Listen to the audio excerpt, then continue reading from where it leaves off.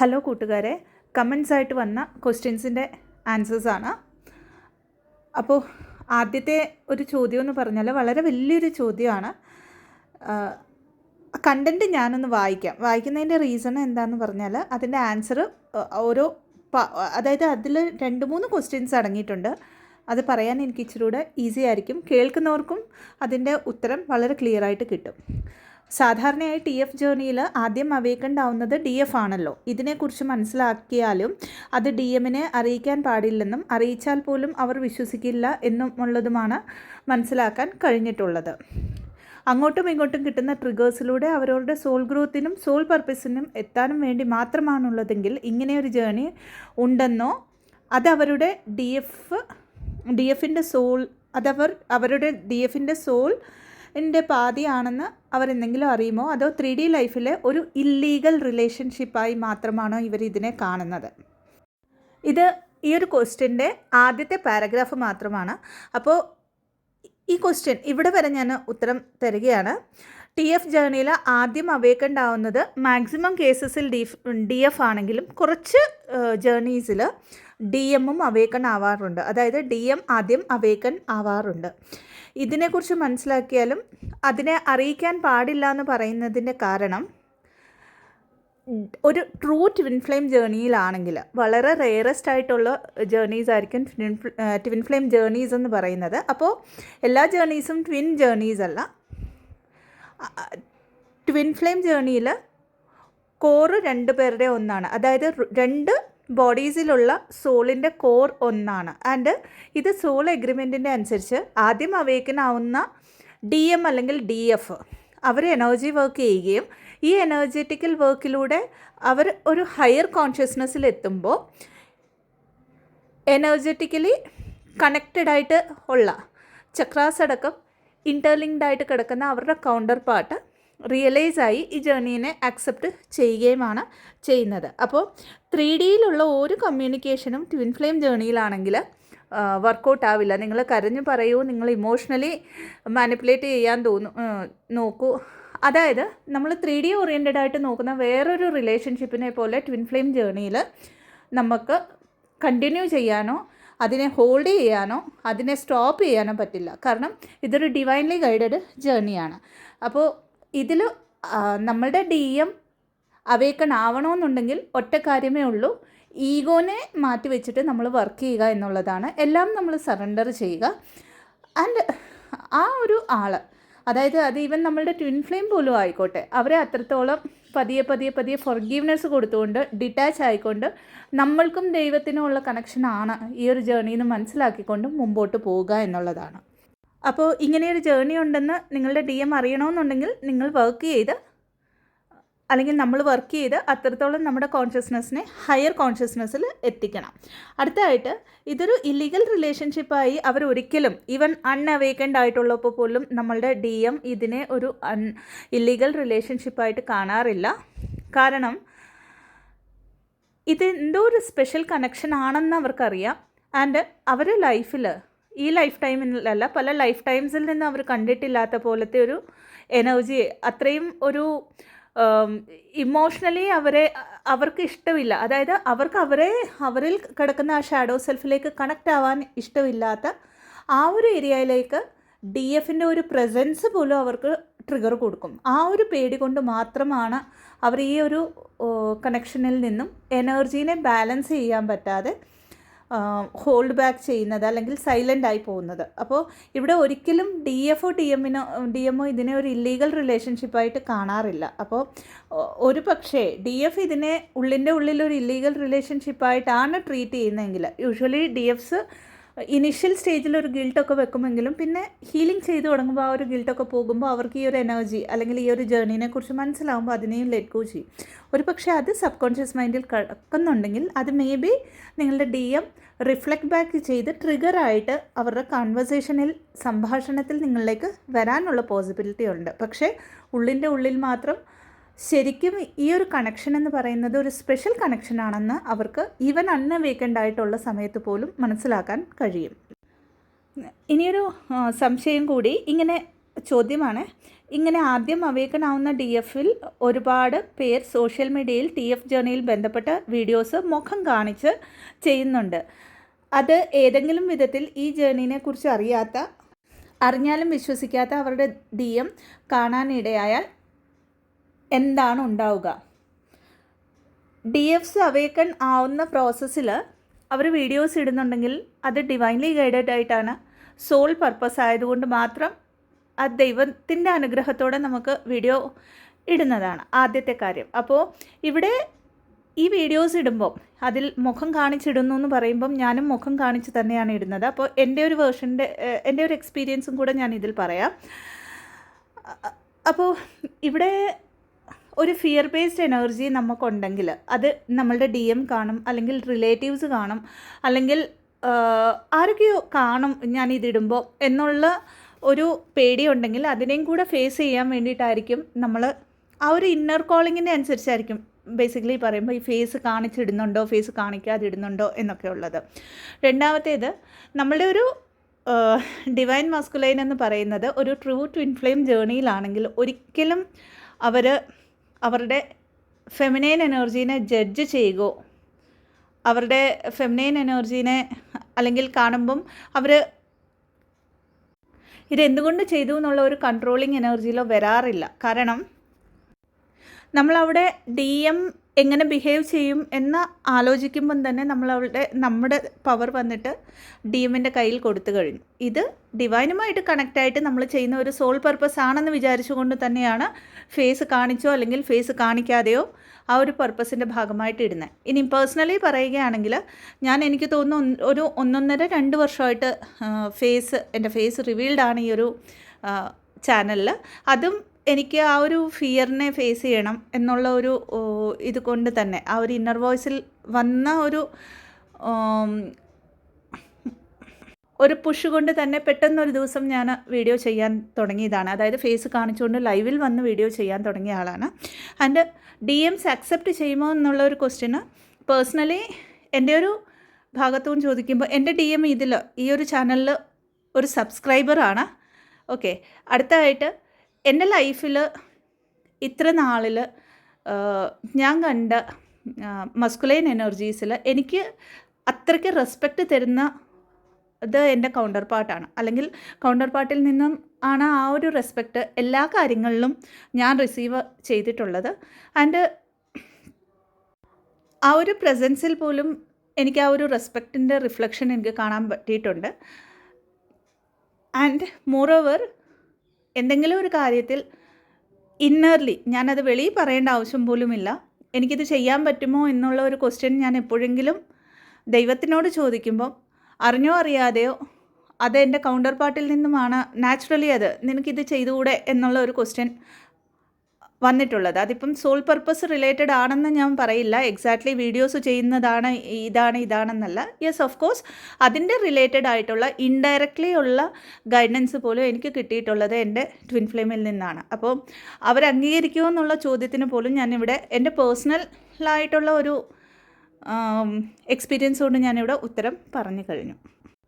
അടുത്തതായിട്ട് ഒരു ചോദ്യം ഡിവൈൻ 243 എന്നുള്ള ഒരു അക്കൗണ്ടിൽ നിന്നാണ് വന്നിരിക്കുന്നത്. അതായത് ലാസ്റ്റ് ഇയർ അവരുടെ ലൈഫിൽ എന്തോ ഒരു ഇവൻറ്റ് നടന്നു, അത് കാരണം അവർ ടോട്ടലി ഇംബാലൻസ് ആയി, അതായത് എനർജറ്റിക്കലി ഇംബാലൻസ്ഡ് ആയി, മെഡിറ്റേറ്റ് ചെയ്യാൻ പറ്റുന്നില്ല എന്നൊക്കെയുള്ള ഒരു വലിയ മെസ്സേജാണിതും. പക്ഷേ അതിൻ്റെ എസൻസ് ഇത്രമാത്രമാണ്. അപ്പം ഇതിൽ ഞാൻ എന്ത് ചെയ്യാൻ പറ്റും എന്നുള്ള ഒരു ചോദ്യമാണ് ഇവിടെ ചോദിക്കുന്നത്. അപ്പോൾ സ്പിരിച്വൽ അവേക്കനിങ്ങിൽ വരുമ്പോൾ അല്ലെങ്കിൽ പ്രത്യേകിച്ചും ട്വിൻ ഫ്ലെയിം ജേർണിയിലൊക്കെ ആണെങ്കിൽ നമുക്ക് സൈക്കിക് അറ്റാക്സും നെഗറ്റീവ് അറ്റാക്സും വളരെ നാച്ചുറലാണ്. ഒരു സ്റ്റേജ് വരെ നമുക്ക് ഫ്രീക്വൻ്റ് ആയിട്ട് ഈ ഒരു നെഗറ്റീവ് അറ്റാക്സിലൂടെ കടന്നു പോകേണ്ടി വരുന്നുമുണ്ട്. അപ്പോൾ ഇവിടെ നമുക്ക് ദൈവം പ്രൊട്ടക്ഷൻ തരുന്നില്ലേ, അല്ലെങ്കിൽ ഇതെന്തുകൊണ്ടാണ് എനിക്ക് ഇങ്ങനെ സംഭവിക്കുന്നത് എന്നൊക്കെ ചോദിക്കുന്നവരോട് ഈ ഒരു ലെസൺസിലൂടെയും കടന്നു പോകാനുള്ള ഒരു കോൺട്രാക്റ്റ് നമ്മൾ എവിടെയോ എടുത്തുകൊണ്ട് വന്നതുകൊണ്ട് മാത്രമാണ്. ആൻഡ് ആ ലെസൺസിലൂടെ കടന്നുപോയി ആ ലെസൺസിനെ ഓവർകം ചെയ്യാനുള്ള ഒരു കരുത്ത് നമ്മുടെ സോളിനുണ്ട്. ഓൺലി തിങ് ആ സോളിൻ്റെ ആ ഒരു സ്ട്രെങ്ത്തിലേക്ക് നമ്മൾ എത്തുക എന്നുള്ളതാണ് ഇവിടെ ചെയ്യാൻ പറ്റുന്നത്. അപ്പം ആദ്യത്തെ കാര്യം നമുക്കിവിടെ ചെയ്യാൻ പറ്റുന്നത് ഗ്രൗണ്ടിങ് ആണ്. കാരണം ആ ഒരു നെഗറ്റീവ് എനർജി എന്താണോ എൻ്റെ ഉള്ളിലുള്ള ആങ്സൈറ്റി റിലേറ്റഡ് എനർജി, അല്ലെങ്കിൽ എൻ്റേതല്ലാത്ത എനർജി, അല്ലെങ്കിൽ ഓവർ തിങ്കിങ് എന്താണോ ആ പെർട്ടിക്കുലർ പോയിന്റിലുള്ളത്, അതിനെ ഞാൻ ഗ്രൗണ്ട് ചെയ്യുന്നു. അതിനെ ഞാൻ ഭൂമിദേവിയിലേക്ക് അല്ലെങ്കിൽ മദർ എർത്തിലേക്ക് എൻ്റെ കാലുകളിലൂടെ താഴേക്ക് അത് ട്രാൻസ്മ്യൂട്ട് ആവുന്ന പോലെ വിഷ്വലൈസ് ചെയ്തുകൊണ്ട് വാക്കിംഗ് ചെയ്യുക ബെയർ ഫുട്ടായിട്ട്. ആൻഡ് അതേ എനർജി തന്നെ തിരിച്ച് നമുക്ക് അത്രയും പോസിറ്റീവായിട്ട് നമ്മുടെ ഉള്ളിലേക്ക് നമ്മുടെ ചക്രാസ് ത്രൂ മുകളിലൂടെ, അതായത് ക്രൗൺ ചക്രയിലൂടെ ബ്ലാസ്റ്റ് ആയിട്ട് അതൊരു ഷവർ പോലെ നമ്മൾ ആ ഒരു പ്രൊട്ടക്ഷൻ ലെയറിൽ നമുക്ക് ഫീൽ ആവാൻ പറ്റും. ഇത് നമുക്ക് ചെയ്യാവുന്നതാണ്. അത് എപ്പോഴും ചെയ്യുക.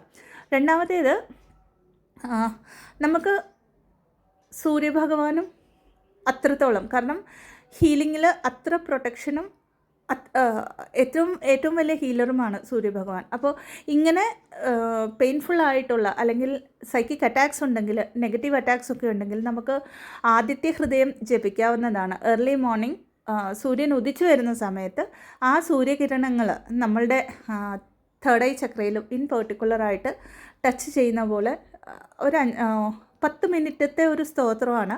ആദ്യത്തെ ഹൃദയം ഇച്ചിരി ഒന്ന് ടഫായിട്ടുള്ള സ്തോത്രമാണ്. ഒരു പക്ഷേ ജപിക്കാൻ പറ്റിയില്ലെങ്കിൽ അത് കണ്ണടച്ച് കേട്ടുകൊണ്ട് ആ സൂര്യകിരണങ്ങൾ നമ്മളെ ക്ലെൻസ് ചെയ്തതായിട്ട് വിഷ്വലൈസ് ചെയ്യുക. അപ്പം സൈക്കിക് അറ്റാക്കോ നെഗറ്റീവ് അറ്റാക്കോ അല്ലെങ്കിൽ ഏത് എനർജി നമ്മുടേതല്ലാതെ ഇംബാലൻസ് ആയിട്ട് നമ്മുടെ ഉള്ളിലേക്ക് വന്നെങ്കിൽ അതിനെ ഇങ്ങനെ എപ്പോഴും നമുക്ക് ക്ലെൻസ് ചെയ്യാവുന്നതാണ്. ഇതല്ലാതെ നമുക്ക് ഒത്തിരി ജപങ്ങൾ, ഈവൻ ഓം നമ ശിവയ്ക്ക് പോലും അത്രയ്ക്ക് പവറുണ്ട് നമ്മളെ ക്ലെൻസ് ചെയ്ത് തരാനായിട്ട്. അതല്ലെങ്കിൽ ദുർഗാദേവിയുടെ സ്തോത്രങ്ങളൊക്കെ നമ്മൾക്ക് അത്രയും പവർ വരും. കാളിദേവി, പ്രത്യങ്കിരാദേവി ഒക്കെയും. പിന്നെ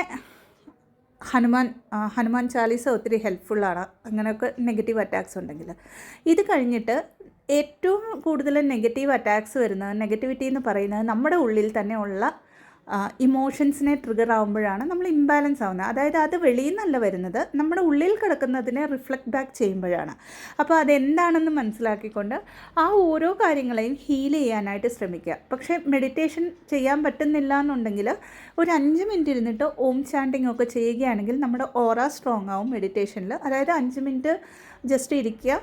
ഏത് സമയവും ഏർലി മോർണിംഗിൽ തൊട്ട് എപ്പോഴെങ്കിലുമൊക്കെ ഇടയ്ക്കിടയ്ക്ക് ഒരു ഓരോ 5 മിനിറ്റ് സമയം എടുത്തിട്ട് ഡീപ്പ് ബ്രീത്തിൻ എടുത്തുകൊണ്ട് ഓം ഡീപ്പായിട്ട് ഓമിനെ ഉച്ചരിച്ചുകൊണ്ട് പതിയെ ബ്രീത്ത് ഔട്ട് ചെയ്യുക. ഇത് ചെയ്യുമ്പോൾ എന്നാന്ന് പറഞ്ഞാൽ നമ്മുടെ ഉള്ളിലെ ഇൻറ്റേർണലായിട്ടുള്ള നെഗറ്റീവ് തോട്ട്സ് അത് പോകും. എക്സ്റ്റേർണലി ഏതെങ്കിലും തരത്തിലുള്ള നെഗറ്റീവ് അറ്റാക്സ് ഉണ്ടെങ്കിൽ അതിനെ ക്ലെൻസ് ചെയ്യാൻ ഹെൽപ്ഫുള്ളാണ്. നമ്മുടെ ഓറ സ്ട്രോങ് ആകും. ഹെൽത്ത് റിലേറ്റഡ് ആയിട്ടുള്ള ഇഷ്യൂസ് നമുക്ക് ക്ലെൻസ് ആകും ഫിസിക്കൽ ബോഡിയിൽ. അപ്പോൾ എനർജറ്റിക് ബോഡി നാച്ചുറലി ക്ലെൻസ് ആവും. ഓം എന്ന് പറയുന്നത് പ്രണവനാദമാണ്. അപ്പോൾ ഇങ്ങനത്തെ ചെറിയ മൈൻഡ്ഫുൾനെസ് ആയിട്ടുള്ള കാര്യങ്ങൾ ചെയ്തുകൊണ്ട് പതിയെ നമുക്ക് മുമ്പോട്ട് പോകുമ്പോൾ ഈ നെഗറ്റിവിറ്റീനെ ക്ലെൻസ് ചെയ്യാവുന്നതാണ്. പിന്നെ ദേവാലയങ്ങളിൽ പോവുക. നിങ്ങൾ ആരാധിക്കുന്ന ഏത് ദേവനാണോ ദേവിയാണോ ജീസസ് ക്രൈസ്റ്റ് ആണോ എവിടെയാണോ നിങ്ങൾക്ക് പോകാൻ ഇഷ്ടപ്പെടുന്നത് അവിടേക്ക് പോവുക. എപ്പോഴും ഏഞ്ചൽസിനോട് പ്രൊട്ടക്ഷൻ ചോദിക്കുക. ഇതൊക്കെ ചെയ്യുമ്പോഴും നമ്മൾ എപ്പോഴും പ്രൊട്ടക്റ്റഡ് ആയിട്ടിരിക്കാനായിട്ട് യൂണിവേഴ്സ് നമ്മളെ ഹെൽപ്പ് ചെയ്യുന്നതാണ്. അടുത്ത ചോദ്യം, ഇതിൻ്റെ ഒരു സ്റ്റുഡൻറ്റും കൂടെയാണ്, അതായത് രേഖി പഠിച്ചിട്ടുണ്ട് ഇദ്ദേഹം. ഇനിയും ഒരു ഫാമിലി ലൈഫ് വേണമെന്ന് ആഗ്രഹിച്ചാൽ അത് ഈ ജേർണിയിൽ, ട്വിൻ ഫ്ലെയിം ജേർണിയിൽ പോസിബിൾ ആണോ, അതോ ഈ ജേർണിയിൽ ആയതുകൊണ്ട്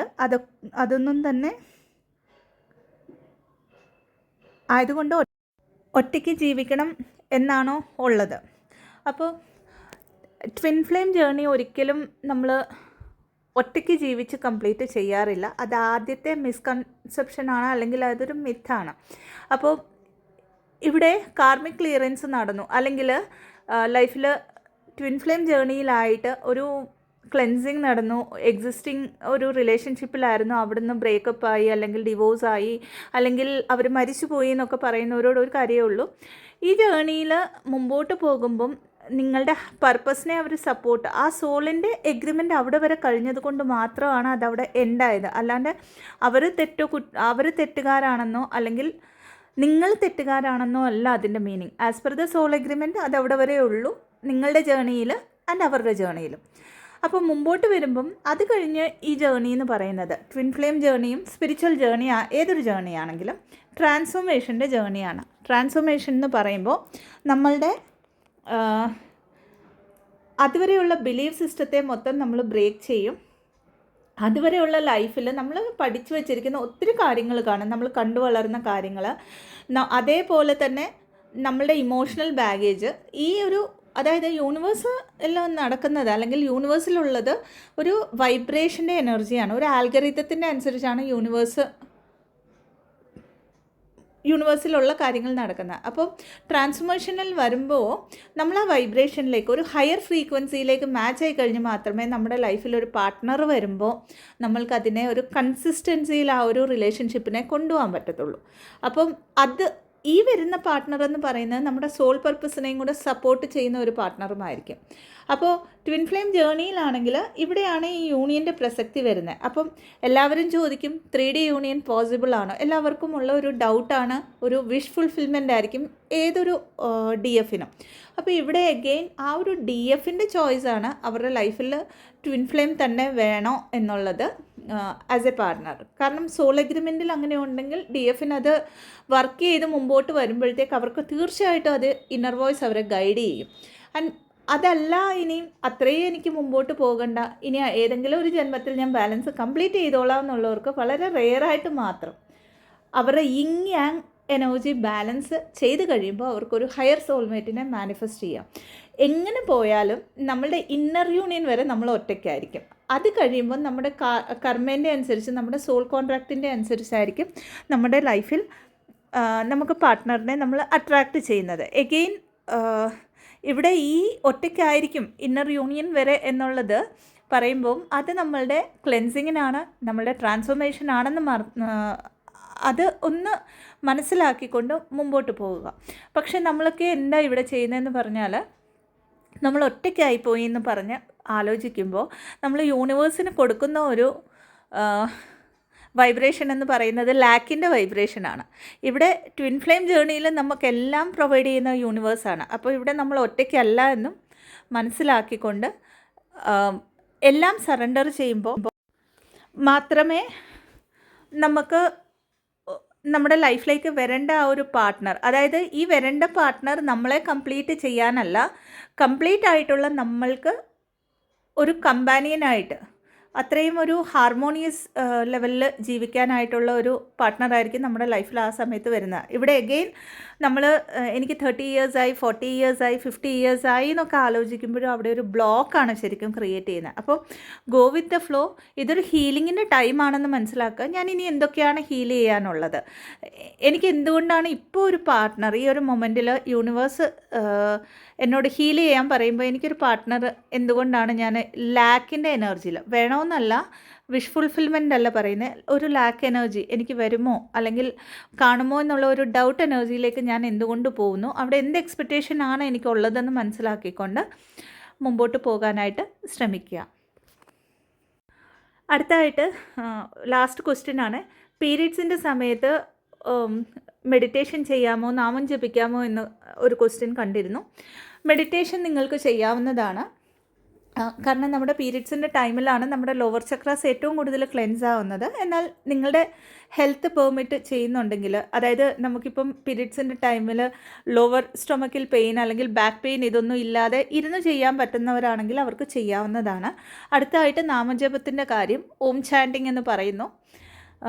അപ്പോൾ ഒരു ഡിവൈൻ ഫെമിനൈൻ എനർജിയുടെ ഏറ്റവും ബ്ലെസ്ഡ് ആയിട്ടുള്ള സമയമാണ് അവരുടെ പീരീഡ്സ് എന്ന് പറയുന്നത്, അത്രയും ഹയർ എനർജിയിൽ നിൽക്കുന്ന സമയം. അപ്പോൾ പേഴ്സണലി എന്നോട് ചോദിച്ചാൽ ഞാൻ നാമം ജപിക്കാറുണ്ട്. എഗെയിൻ അത് അവരവരുടെ തോട്ട് പാറ്റേണിൻ്റെ അനുസരിച്ച്, അവരവരുടെ ആ ഒരു ബിലീഫ് സിസ്റ്റത്തിൻ്റെ അനുസരിച്ചാണ്. ഞാനും ജേർണിയിൽ വരുന്നതിന് മുമ്പ് ഇതൊന്നും ചെയ്യാറില്ലായിരുന്നു. പക്ഷെ നമ്മൾക്ക് മുമ്പോട്ട് വരുമ്പോൾ ഓരോ പാറ്റേണിനെ ബ്രേക്ക് ചെയ്യാനായിട്ട് യൂണിവേഴ്സ് തന്നെ അക്കാര്യങ്ങൾ മുമ്പോട്ട് കൊണ്ടെത്തിച്ച് തരും. ആ ഒരു മൊമെൻറ്റ് തൊട്ട് ഞാൻ നാമം ജപിക്കാറുണ്ട്. ഓക്കെ, അപ്പോൾ ഇത്രയുമാണ് പറഞ്ഞു തരാനുള്ളത്. നാളെ തൊട്ട് ആൻസിസ്ട്രൽ ഹീലിങ്ങിൻ്റെ ഒരു വർക്ക്ഷോപ്പ് 3 ദിവസത്തേക്ക് സ്റ്റാർട്ട് ആവുന്നുണ്ട്. ഡീറ്റെയിൽസ് കമ്മ്യൂണിറ്റി പോസ്റ്റിലുണ്ട്. ഇൻട്രസ്റ്റഡ് ആയിട്ടുള്ളവർക്ക് ജോയിൻ ആവാവുന്നതാണ്. അതല്ലാതെ രേക്കിയുടെ 2nd ലെവലിൻ്റെ ക്ലാസ്സസ് December 8 തൊട്ട് സ്റ്റാർട്ട് ആവുന്നുണ്ട്. ഇതല്ലാതെ റേക്കിയുടെ ഗ്രാൻഡ് മാസ്റ്റർ ലെവൽ ക്ലാസ്സസ്, അത് ഇയർലി 1-2 പ്രാവശ്യമേ ഞാൻ ആ സെഷൻസ് എടുക്കാറുള്ളൂ, ഗ്രാൻഡ് മാസ്റ്റർ ലെവൽ. അപ്പോൾ ആരെങ്കിലും ഇൻട്രസ്റ്റഡ് ആയിട്ടുണ്ടെങ്കിൽ ഈ കോഴ്സസിന് ഡിസ്ക്രിപ്ഷൻ ബോക്സിൽ കൊടുത്തിരിക്കുന്ന വാട്സപ്പ് നമ്പറിലേക്ക് ബന്ധപ്പെടാവുന്നതാണ്. ഇതല്ലാതെ പെയ്ഡ് സെഷൻസിന്, അതായത് കൗൺസിലിംഗ് സെഷൻസിന്, ഹീലിംഗ് സെഷൻസിന്, റേക്കി ഹീലിംഗ് സെഷൻസിന്, ആകാശിക് ബുക്ക് റെക്കോർഡ് റീഡിങ്സിന്, പാസ്റ്റ് ലൈഫ് റിഗ്രഷൻ തെറപ്പിക്കായിട്ട് ഡിസ്ക്രിപ്ഷൻ ബോക്സിൽ കൊടുത്തിരിക്കുന്ന നമ്പറിലേക്ക് ബന്ധപ്പെടാവുന്നതാണ്. Blessings. Thank you so much. ഓം നമഃ.